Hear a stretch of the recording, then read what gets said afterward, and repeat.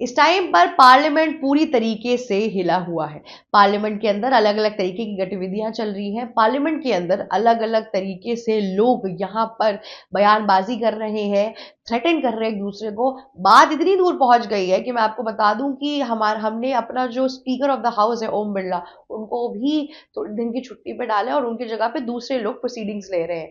अब हुआ क्या सब कुछ आपको पता है कि 4 फरवरी को कैसे बयानबाजी हुई, राहुल गांधी दम द्वेष में आए थे और उस चक्कर में फिर प्रधानमंत्री को बोलने नहीं दिया गया यूनियन बजट पे जब प्रेसिडेंट का भी भाषण हुआ उसके बाद से। और इन सब चीजों के बाद से कंट्रोवर्सी आगे बढ़ी। कांग्रेस दल के नेताओं ने पीएम की कुर्सी को पकड़ने की कोशिश की, वहां पर घेरा बना लिया, जिसके बाद से पीएम नरेंद्र मोदी की जान पे खतरा होने की भी बात और आशंकाएं ओम बिरला ने बीजेपी को पहुंचा दी, जिस चक्कर में पूरी प्रोसीडिंग आगे नहीं हो पाई। अब अलग अलग इस पूरी कंट्रोवर्सी में चीजें आती जा रही थी। अब यहाँ पर जिस बुक के ऊपर पूरी कंट्रोवर्सी शुरू हुई थी उस बुक का आधार पूरी तरीके से खत्म हो चुका है। जी हाँ, तो उस पूरे टाइम में जब 4 फरवरी को ये सब कुछ चल रहा था तब राहुल गांधी बुक लेकर आए थे एम नरवरे के यहाँ पर। और यहाँ पे ये उस बुक की कुछ पंक्तियों को कोट करना चाहते थे ताकि गलवान घाटी के टाइम पे जो एम नरवरे ने फील किया या फिर पूरी तरीके से जहां गवर्नमेंट की लैग हुई या जो भी उस बुक के अंदर उन्होंने अपने हिसाब से लिखा है वो वो चीज आगे कोट कर सके, सबको बता सके। लेकिन तब ये क्वेश्चन यहाँ पे सामने आ गया कि जब बुक अभी तक स्टैब्लिश या फिर बुक अभी तक पब्लिश ही नहीं हुई है तो आप किस बेसिस उसको कोट कर रहे हैं। सिंपली यहाँ पे स्पीकर ओम बिरला ने ये चीज बोल दी कि हम किसी ऐसे ग्रंथ को या कैसी ऐसी बुक को कैसे आधार मान सकते हैं फैक्ट का जो चीज पब्लिश हुई नहीं है। राहुल गांधी ने बोला अगर पब्लिश नहीं हुई है तो मेरे पास कहाँ से आई है। उसके बाद से जो उनके पब्लिशर पेंगुइन के बीच में जो पूरी फसाद चल रही थी उस पर बात हुई। पेंगुइन ने ट्वीट डाल दी कि हमने अभी तक बुक पब्लिश की ही नहीं है। दूसरी ओर अब इस कहानी में एक नया ट्विस्ट तब आया जब खुद नरवरे ने उस ट्वीट को कॉपी पेस्ट किया और डाला कि हाँ ये बात सच है, अभी तक ये पब्लिश नहीं हुई है। तब क्या होगा कि राहुल गांधी आप क्या करेंगे, अब तो दूध का दूध पानी का पानी एकदम सामने साफ आके रखा दिया गया। अब क्या कर सकते हैं राहुल गांधी। अब राहुल गांधी ने नया पैतरा सोचा। राहुल गांधी गए आपके निशिकांत दुबे के ऊपर।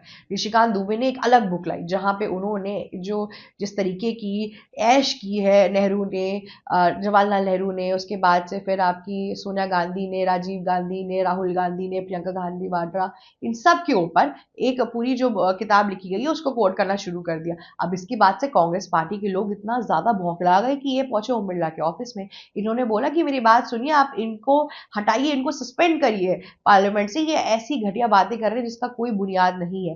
अब सोचिए, चोर चोर मौसेरे भाई, या फिर मैं बोलूं उल्टा चोर कोतवाल को डांटे वाली चीज हो गई यहाँ पर कि अब आप यहाँ पे राहुल गांधी थोड़े टाइम पहले वही सेम चीज कर रहे थे लेकिन उसके बावजूद भी अब इनको ये प्रॉब्लम है कि कोई और कैसे करके चला गया।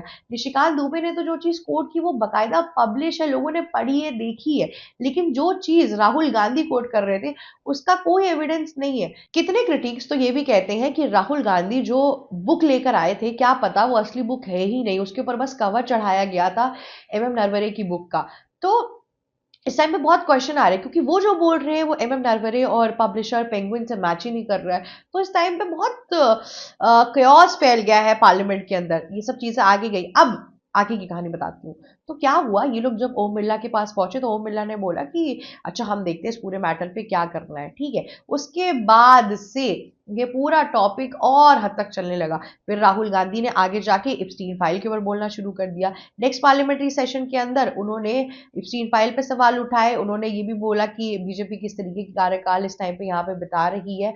उन्होंने ये भी बोला कि यूनियन बजट में कुछ खास नहीं है। अब इप्स्टीन फाइल का मैटर बहुत कॉन्ट्रोवर्शियल हो गया। किरण रिजिजू यहाँ पे बोलते हैं कि किसी चीज का कोई आधार नहीं है तो आप किस बेसिस पे बोल रहे हैं। इस बार उन्होंने नए नए नाम लाए, हरदीप सिंह का नाम लाया, दूसरी ओर इन्होंने आपके अडानी साहब का नाम लाया, तीसरी ओर उन्होंने अनिल अंबानी का नाम लेकर आया कि इन लोगों को अभी तक गिरफ्तार क्यों नहीं किया गया है।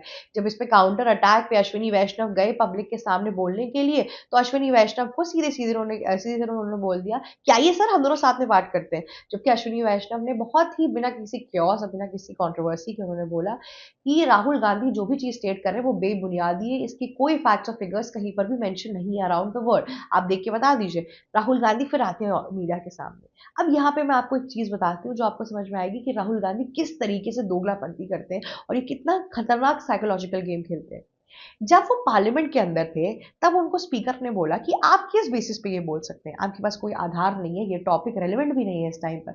उन्होंने बोला कि आप मुझे परमिशन दीजिए, मेरे पास कागज है, मैं आपके सामने तुरंत प्रेजेंट करता हूँ कि ये देखिए ये बात है और इस तरीके से ये प्रूव हो रहा है कि इन सब लोगों का नाम एप्स्टीन फाइल में आया है, साथ ही साथ ये लोग कल्प्रिट हैं। ठीक है, वहां पे बोलते, लेकिन ऑब्वियसली स्पीकर ये इस टॉपिक के ही खिलाफ थे, तो कोई एविडेंस सामने नहीं रखा गया। लेकिन जब राहुल गांधी बाहर मीडिया के सामने गए, तब अगर उनके पास असली एविडेंस होता ना, तो वहां जाके वो दिखा देते। क्योंकि कितने बार ऐसा हुआ है कि राहुल गांधी जो बात बाहर नहीं कर पा, जो बात अंदर पार्लियामेंट में नहीं कर पाते, वो बाहर आके मीडिया को प्रेस ब्रीफिंग में बोलते हैं। और इसके पहले जब वो एमएम नरवरे की जो ट्वीट आई थी, जहां पर वो बात कर रहे थे कि कैसे बुक के प्री ऑर्डर्स आने लगे, वो राहुल गांधी ने अपने फोन पे डायरेक्टली दिखाया था लोगों को, ये देखो इनका ट्वीट आया है। और कैमरा के अंदर जो पैप्स थे या फिर जो मीडिया पर्सन थे, उन्होंने कैप्चर भी किया, अगर आपने ध्यान से देखा हो तो। पर वर्सेस अब उन्होंने पूरा स्टेटमेंट दिया, पर यहाँ पे कहीं पर भी ना पेपर मेंशन किया, ना कुछ भी मेंशन किया, कुछ भी मेंशन नहीं हुआ। इसका मतलब ये सब बेबुनियादी तौर का एक साइकोलॉजिकल गेम है जो राहुल गांधी खेलने की कोशिश कर रहे थे। उनके पास एज सच कोई भी प्रूफ नहीं है इस बात को लेके। जब ये बातें सामने आई, उसके बाद से ये पूरी कंट्रोवर्सी आई, और फिर निशिकांत दुबे ने बोला कि अब हमें राहुल गांधी के खिलाफ इस टाइम पे नो कॉन्फिडेंस मोशन लाना चाहिए, क्योंकि राहुल गांधी कनेक्शन सरोज से हो गए, जो कि इंडिया के खिलाफ बात करते हैं, यूएस एड और बहुत अलग अलग चीजों में उनके इलीगल कनेक्शंस निकल के आए हैं। उस बेसिस पे हम क्यों नहीं कर रहे हैं no confidence motion Rahul Gandhi के खिलाफ, ताकि वो आगे का इलेक्शन नहीं लड़ पाए। क्योंकि जो भी इंडिया के खिलाफ बात कर रहे हैं लोग, जो भी एंटी इंडिया है, एंटी गवर्नमेंट नहीं, anti India, Saroj anti India है, उनके साथ राहुल गांधी की पिक्चर्स आ चुकी है, राहुल गांधी काफी बार मिल चुके हैं। तो ये भी एक एंटी इंडिया एजेंडा फैलाने की कोशिश कर रहे हैं। क्योंकि जब आपको याद हो, राहुल गांधी जर्मनी में स्पीच देने गए थे, तब हमने एक चीज देखी थी कि वो एंटी बीजेपी नहीं हो रहे थे, वो एंटी इंडिया बन रहे थे। और जबकि आपकी ना एक रिस्पॉन्सिबिलिटी होती है, अगर आप कहीं बाहर जा रहे हैं, तो आप किसी पॉलिटिकल पार्टी को अगर डिफेम कर रहे हैं, वो अपनी जगह है, पर आप इंडिया को ही डिफेम करते जा रहे हैं कि इंडिया में ये प्रॉब्लम है। इंडिया प्रॉब्लम तो अपनी जगह, इंडिया को क्रिटिसाइज करते जा रहे हैं, तो ये गलत है। आपको वैसे भी कोई और कंट्री, आपने कभी देखा है कि कमला हैरिस अब भी इंडिया में आके ये बोलेंगे हमारे अमेरिका में ये नहीं होता, तुम्हारे इंडिया में तो ये अच्छा होता है? नहीं, कोई भी नहीं बोलता। किसी भी जगह के इवन फैक्ट ऑपोजिशन के लीडर्स भी नहीं बोलते किसी भी कंट्री में। इतनी समझ तो पाकिस्तान में भी है, वो भी इंडिया में आकर कभी भी अपने देश की बुराई नहीं करता है। ना कि आप शेख हसीना इतने टाइम से इंडिया के अंदर है, उनके बहुत बार ही हमने देखा है कि उन्होंने काफी बार बांग्लादेश के खिलाफ बोला है। लेकिन उन्होंने बांग्लादेश के खिलाफ एक्चुअल में नहीं बोला है, कंट्री के खिलाफ नहीं बोला है, उन्होंने मोहम्मद यूनुस के खिलाफ बोला है, जो वहां पर गद्दी जमाकर बैठे हुए हैं और हटने का नाम नहीं ले रहे हैं। तो एक डिफरेंस होता है जो राहुल गांधी ने कभी स्टेट नहीं किया। इसके लिए पार्लियामेंट के अंदर इस टाइम पर नो कॉन्फिडेंस मोशन लाने की बात की गई राहुल गांधी के खिलाफ, और बहुत से ऑपोजिशन लीडर्स ने हाँ भी कर दी। इसकी जो प्रक्रियाएं हैं उसके अंदर बीजेपी कर सकती है, क्योंकि बीजेपी के पास 2/3 से ज्यादा ऑडियंस है इस टाइम पर, लोग हैं, वोटर्स हैं, तो बीजेपी आराम से कांग्रेस के खिलाफ ये कर सकती है, राहुल गांधी को निकाल सकती है। पर एकाएक उसके बाद से नई खबर आती है, जहां पर बीजेपी अपना जो पूरा प्रस्ताव है उसको वापस ले लेती है और उसको सांसदगी मिल जाती है, और राहुल गांधी अब इलेक्शन लड़ेंगे। इससे ये पता चलता है कि बीजेपी के अंदर भी कहीं से भी हम ये पॉइंटर नहीं देख पा रहे हैं कि बीजेपी भी बहुत कोशिश कर रही है राहुल गांधी को हटाने की। आपको साफ सीधी बात अगर मैं बता दूं, तो राहुल गांधी से एक तरीके का बीजेपी को एडवांटेज मिल रहा है, और बीजेपी इस चीज का बखूबी फायदा उठा रही है। क्योंकि आप सोचिए, सिटीजनशिप का जब इशू आया, तब भी आराम से राहुल गांधी बच गए। अब यहाँ पे उन्होंने इतना सब कुछ कर लिया। बताइए कि आप बताइए, प्राइम मिनिस्टर की, आप लीडर ऑफ ऑपोजिशन और आपके कार्यकर्ता प्राइम मिनिस्टर की कुर्सी के आगे खड़े हुए हैं, वो कोई खिलौना थोड़ी ना है, या वो आपके घर की कुर्सी थोड़ना है जहां पे आपके दादाजी बैठने आ रहे हैं तो आपके घर के लोग उनको घेर के खड़े हो गए। नहीं, वो प्राइम मिनिस्टर है। एक रिस्पेक्ट, एक बाउंड्री होनी चाहिए, जो यहाँ पर लोग अब रखना भूल चुके हैं, और ये बात साफ दिखाई दे रही है। और इसीलिए मैं आपसे ये चीज कह रही हूँ कि जिस तरीके की गतिविधियां राहुल गांधी और कांग्रेस पार्टी कर रही है, वो बहुत ही अपमानजनक है। इतने टाइम में आप सोच लीजिए कि इतने साल मिल गए थे राहुल गांधी को, कम से कम 10 साल से ऊपर अब राहुल गांधी और लीडर ऑफ ऑपोजिशन की तरह हमारे साथ हैं। उसके बावजूद भी उन्होंने कोई भी रेलिवेंट इशू नहीं उठाया है, कोई भी ऐसा इशू नहीं उठाया जिसके बाद से बीजेपी अगर कुछ गलत कर रही है तो उसको, उसके लिए हम फटकार सके।